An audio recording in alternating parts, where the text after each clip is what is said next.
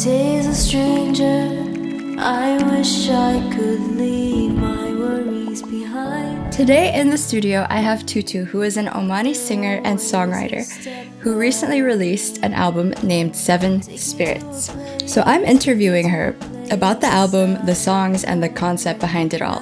And we also get an exclusive performance here at Oman FM. You go by Tutu. Yeah. And as I recall, there was also an invitation to a place called Tutu Stan. Can you tell me a bit more about that? I wanted a new Instagram handle, and Tutu was already taken, unfortunately. I tried to buy it off the person who has it, but were they charging too high? No response. Okay. Yeah, I was like, can I give you $50 or something? You know. So a friend of mine suggested that I call my handle Tutu Stani, and I have some heritage from Pakistan, so it was like kind of like a reference to that. And Tutu Stan is kind of like a place, because Stan means land in Persian. So Tutu Stan is like Tutu's world. Okay, and how does Tutu Stan relate to this album that you've created? It's called Seven Spirits. Yes. And it dropped on the 7th of July. Was that intentional? Yes. Okay, so tell me a bit more about Tutu Stan and Seven Spirits. How do they relate? I guess Seven Spirits also talks about different sides of me. And we called it Seven Spirits because it's 7 songs. And each song kind of shows you a different perspective from my mind. So what are the 7 spirits then? The different perspectives from you? I mean, I guess you listen to the songs and you can interpret it by yourself. But I felt like, because I don't really stick to one genre, and I don't have a certain theme throughout, but it's all kind of like my inner world. So there are 7 songs. Was there an intentionality behind the order that they're in? Yes, so they kind of tell you a story, but in a way where it shows you that growth isn't linear. So in the beginning, it's like I'm trying to empower myself, but maybe from a place of misunderstanding in a way, where I'm like kind of just putting myself out there, talking about, I just want to be free, you don't tell me what to do. And then I kind of start reminiscing on my old days and things that happened in my old life, and kind of learning how to appreciate it instead of kind of being against it. And then, after that, I'm again going back to empowering myself, but from a more stable place. That's very interesting, because in the beginning too, that first song, it's in Arabic. Yes. And there's another song that's partially in Arabic as well. Was that a deliberate choice from you to do some of the songs in Arabic and some in English?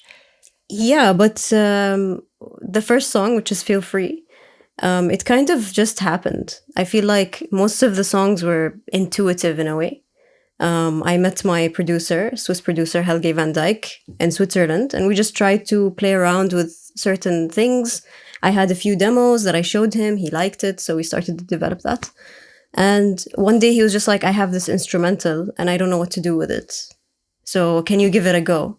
And I listened to it a few times, and what came out was it was Arabic. And it was that song.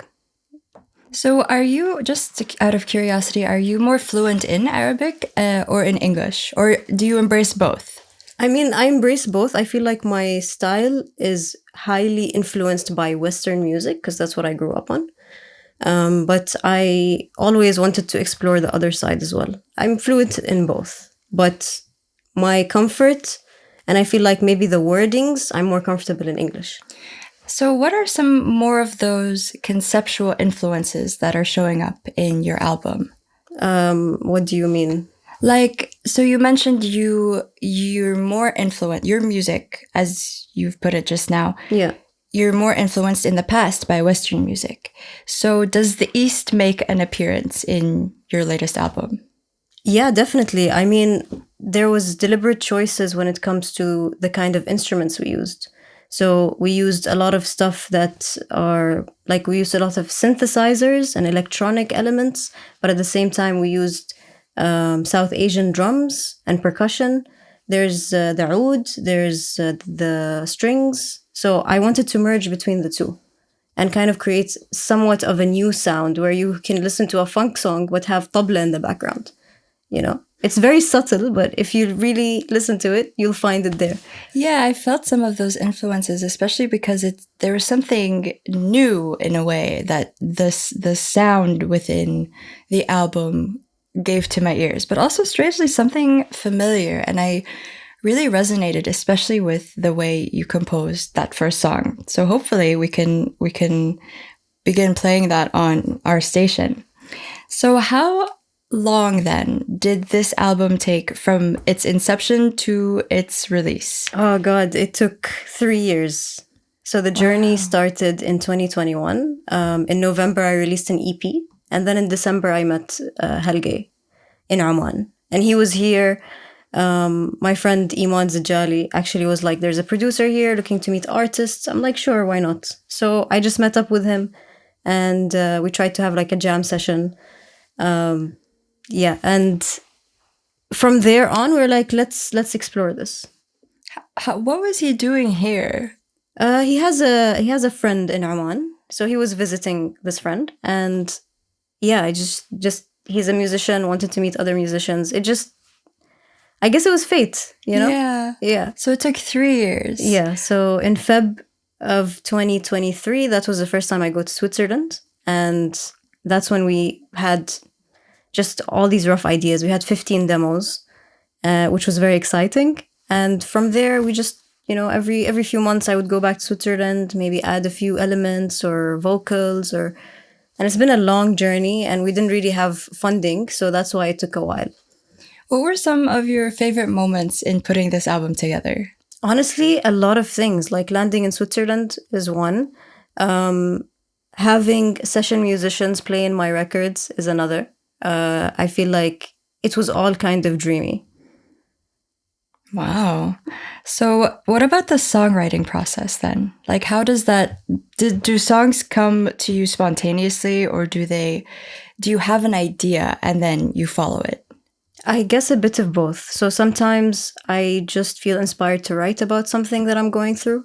So I'll write something in my notes, you know, and then just keep it. Sometimes it's just a few lines that gets developed later.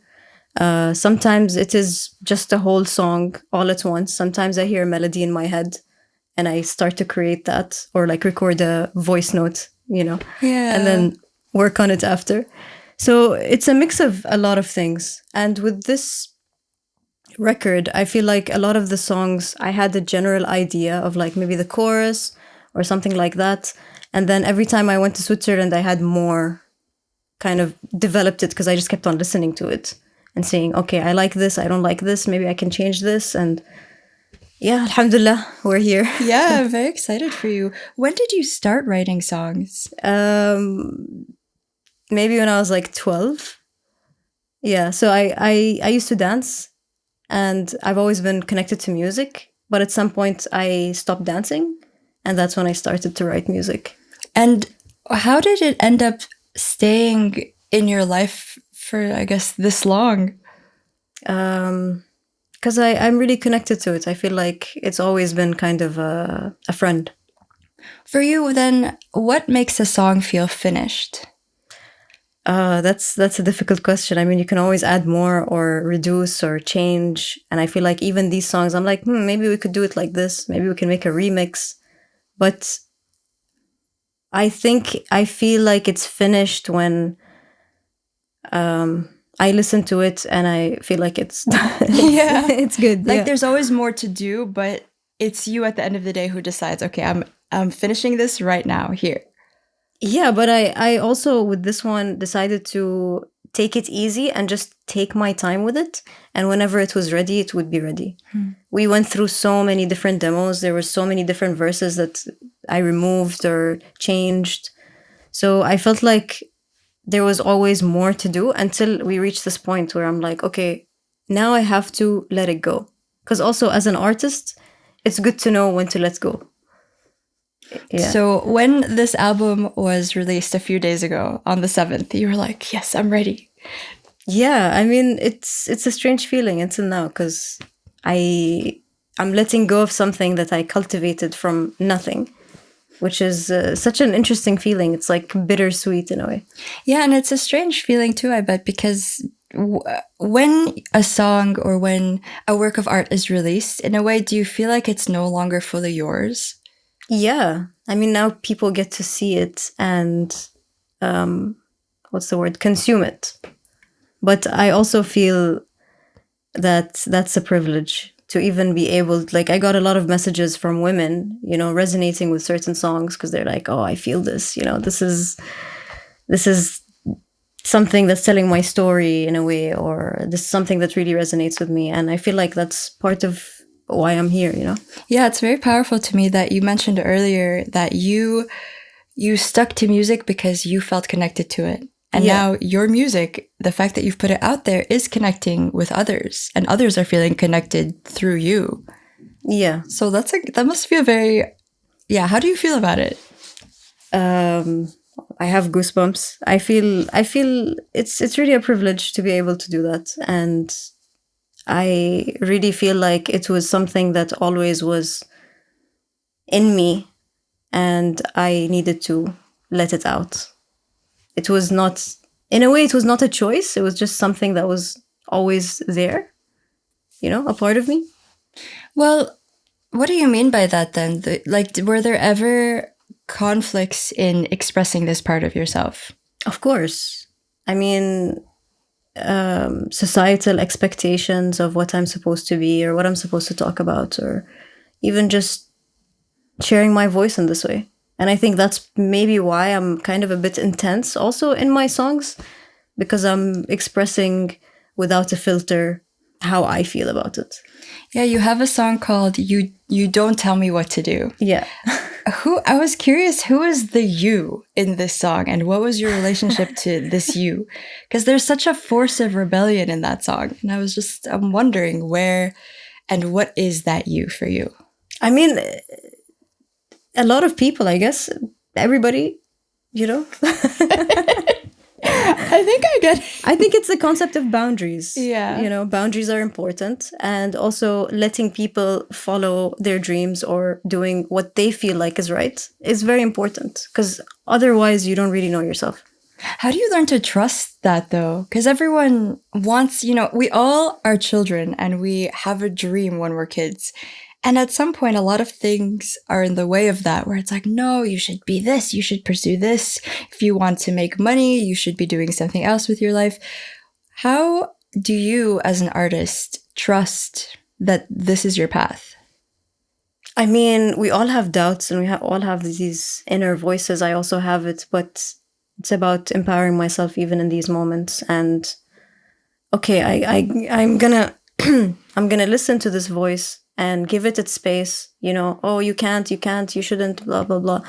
But then after that, I move on from it and still go with what I feel like is right. And I think that's just about you kind of filling yourself with positive energy as well.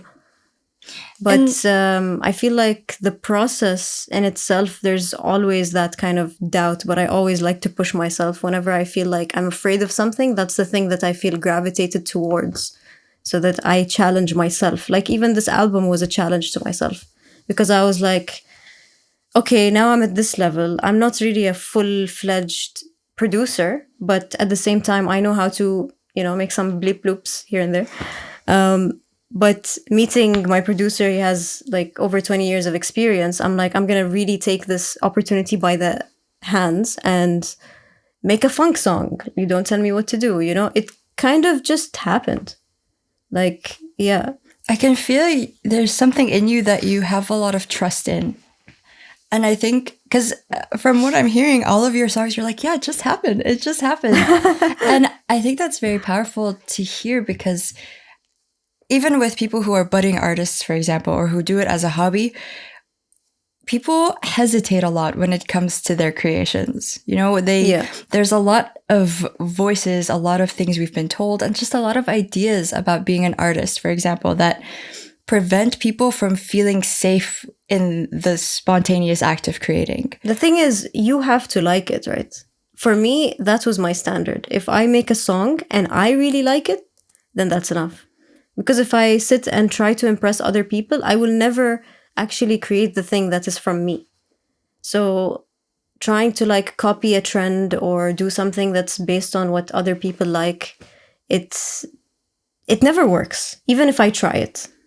I've always had a certain style that just naturally happened, that wasn't whatever is happening in the scene. And whenever I try to like make something that's trendy, it just doesn't sound good.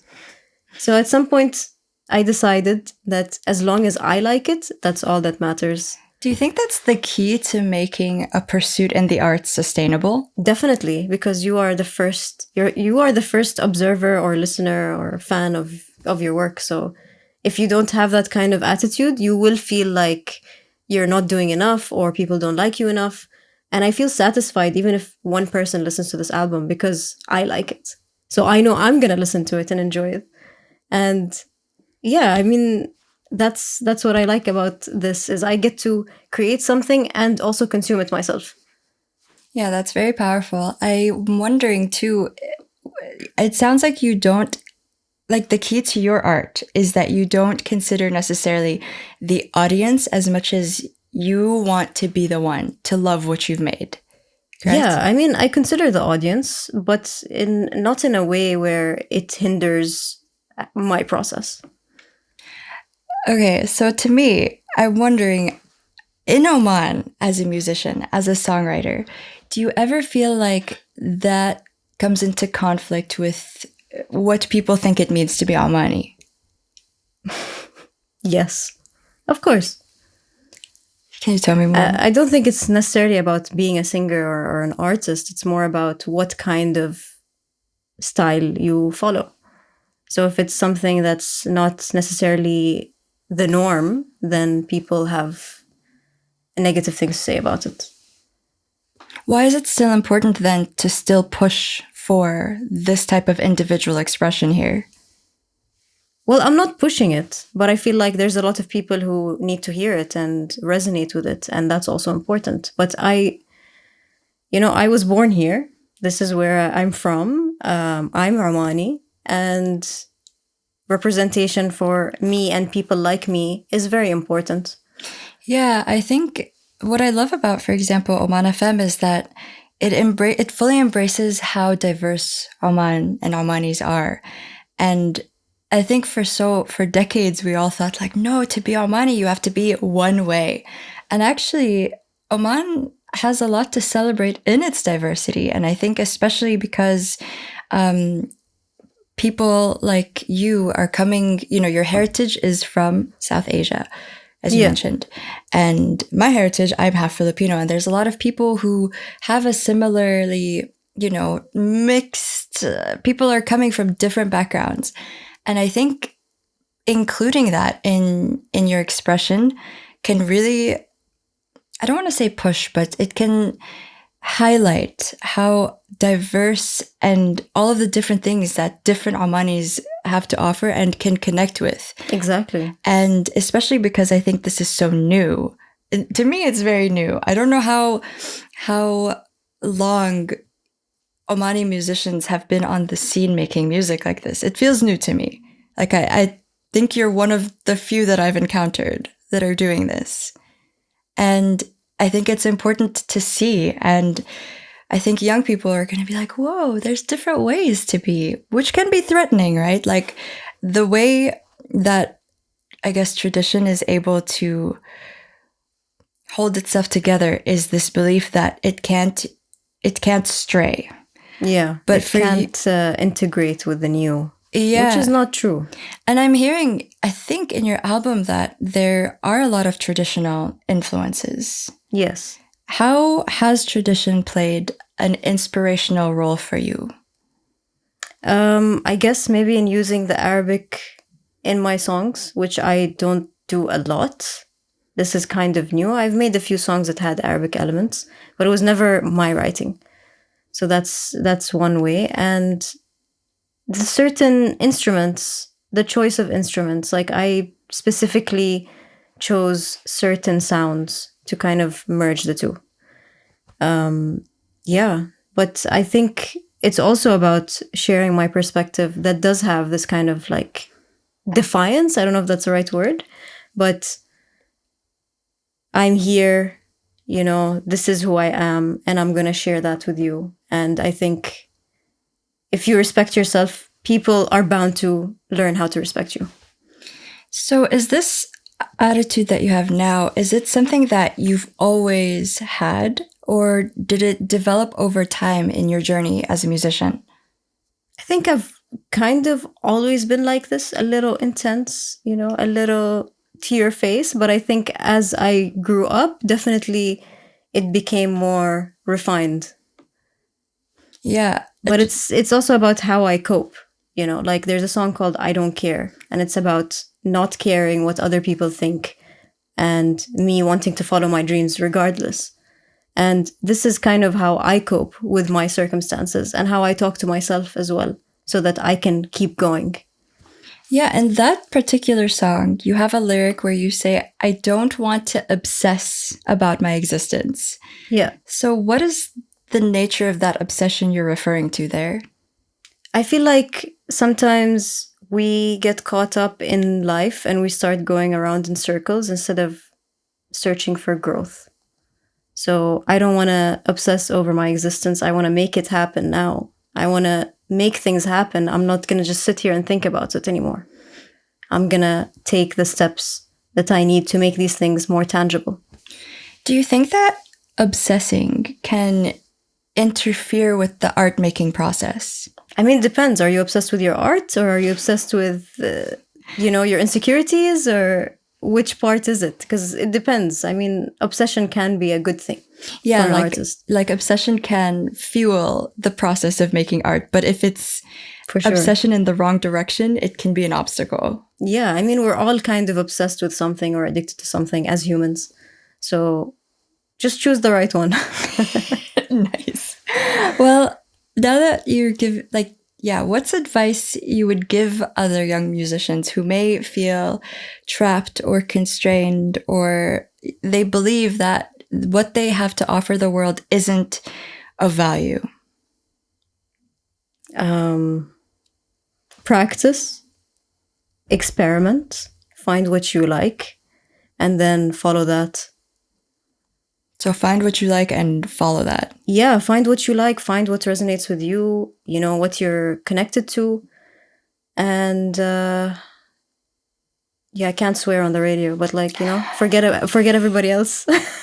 Yes, I agree with that. And I'm a fan. So thank you for being here in the studio with us today and for sharing your work with the world. I personally am one of the women who resonated with your work. Thank you. I'm happy. It's my pleasure. Yeah. And so I'm really grateful you're here and I got to talk to you. And I wanted to ask you now what one of your favorite songs from your album is, and if you'd like to play it for us here at the studio. Sure. I'm biased. It's my album. I like them all. But one of my favorites is Open Up the Window.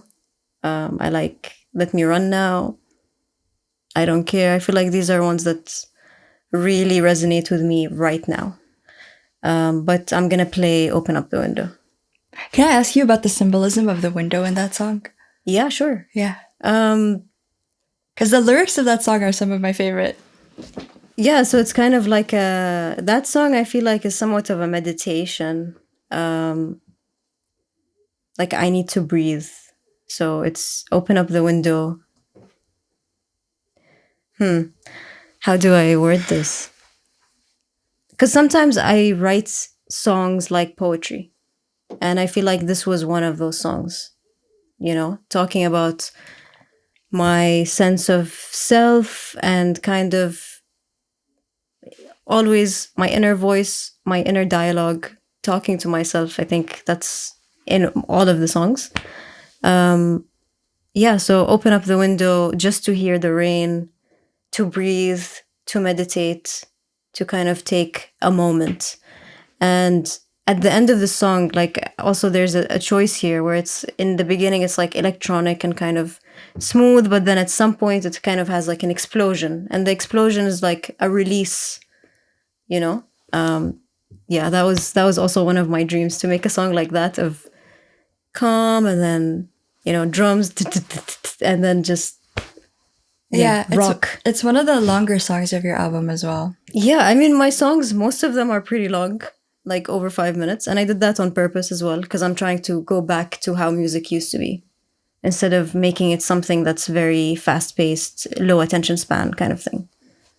Yeah, like you're intentionally trying to maintain, I guess, the momentum that a song is supposed to give. It's not one of the, I heard that music is deliberately below 2 minutes now. Yeah, I feel like that's blasphemous. Really? Why? It's just, why would you do that to me? Like, if I like a song and then it's 2 minutes long, it's already over by the time I start to process it.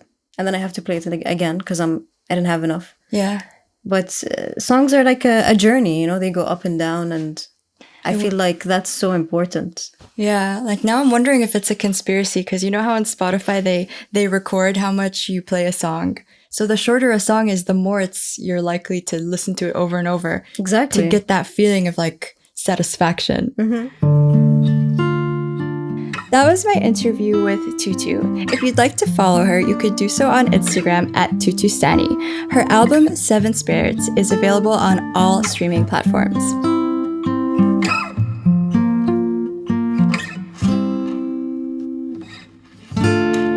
Shorter days, bigger heart. The sun was gone before I knew it.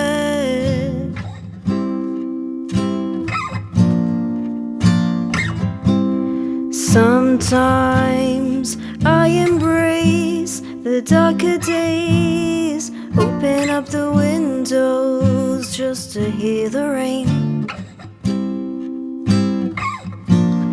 Open up the windows.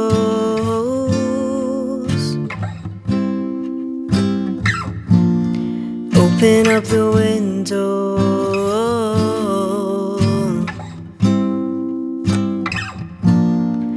And just breathe. Let's go deep. Say what you want. You don't gotta creep.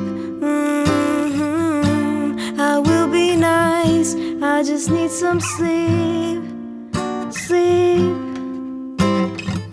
I get tired, but won't let go of the beat. The desire is rushing out of me. I break cycles that I don't wanna repeat. It won't matter if you could wait for me. Shorter days, bigger heart. The sun was gone before I knew it.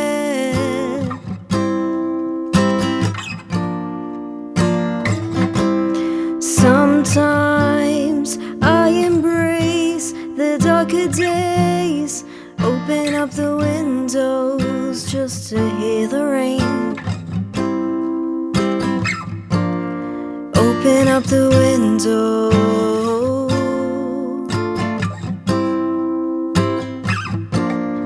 Open up the window.